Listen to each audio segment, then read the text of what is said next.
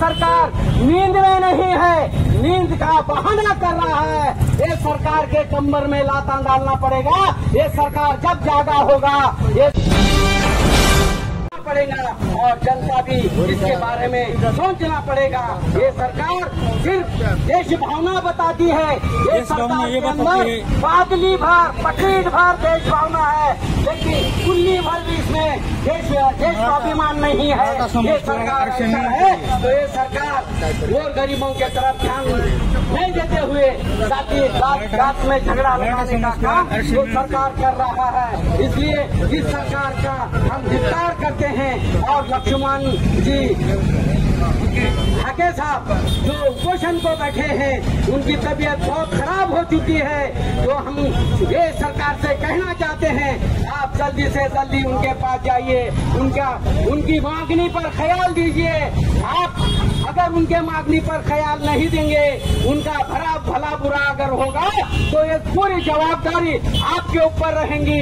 आप इसका ख्याल रखें। और हम अभी भी कहते हैं, जब ये सरकार सोए हुआ है, ये सरकार नींद में नहीं है, नींद का बहाना कर रहा है।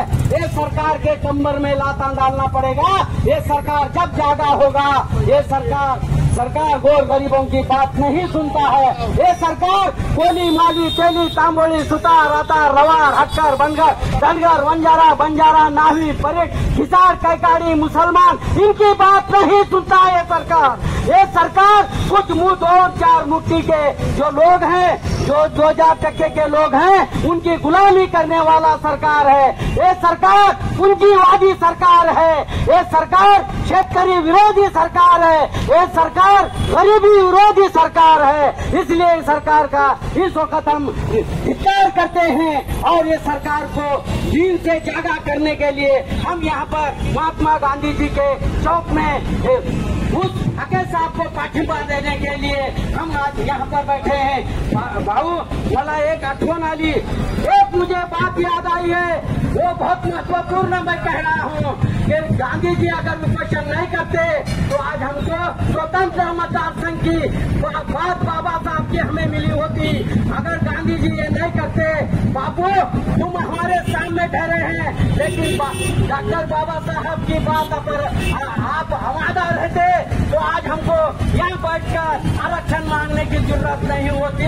क्योंकि स्वतंत्र मतदार संघ होता, हमारे लोग हमारे आदमी को चुन कर देते, सबके पीछे लश्का मारते फिरने की गरज नहीं होती।